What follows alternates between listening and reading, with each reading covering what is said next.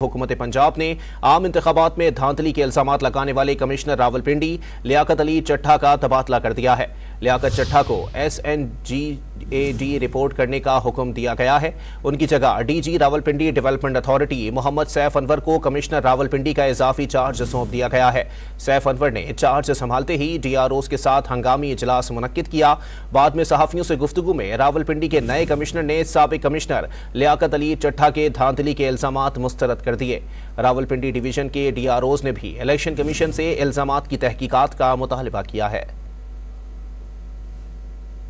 Election मुनक्किद हुए हैं, उसमें किसी भी कमिश्नर जो डिवीजन का है उसका कोऑर्डिनेशन के अलावा कोई किरदार नहीं है। दूसरा, आज जो हमारे साबका कमिश्नर साहब ने प्रेस कॉन्फ्रेंस की है उसमें मुख्तलिफ इल्ज़ामात लगाए हैं, मैं उनका सख्ती से उनकी तरदीद करता हूँ, उनको बिल्कुल रिजेक्ट करते हैं। इलेक्शन 2024 नहायत शफाफ तरीके से करवाए गए। हम इस चीज़ की मुकम्मल तरदीद करते हैं जो हमारे साबका कमिश्नर साहब ने बयान दिया है कि उसमें कोई अनफेयर मीन्स यूज़ किए गए हैं, वो ऐसा कतन कोई चीज़ नहीं है।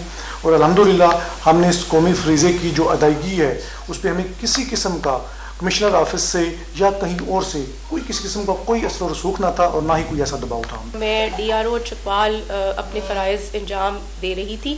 साबका कमिश्नर साहब की तरफ से जो एलिगेशंस लगाए गए हैं मैं उनको बिल्कुल रिजेक्ट करती हूँ।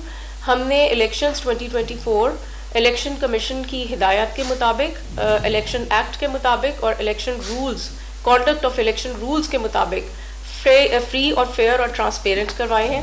इस सिलसिले में हमारे ऊपर किसी किस्म का कोई दबाव भी नहीं था। इलेक्शन कमीशन को इसके ऊपर एक शफाफ इंक्वायरी करनी चाहिए, इन इल्ज़ामात को असेस करना चाहिए और हकीकत को सामने लाना चाहिए।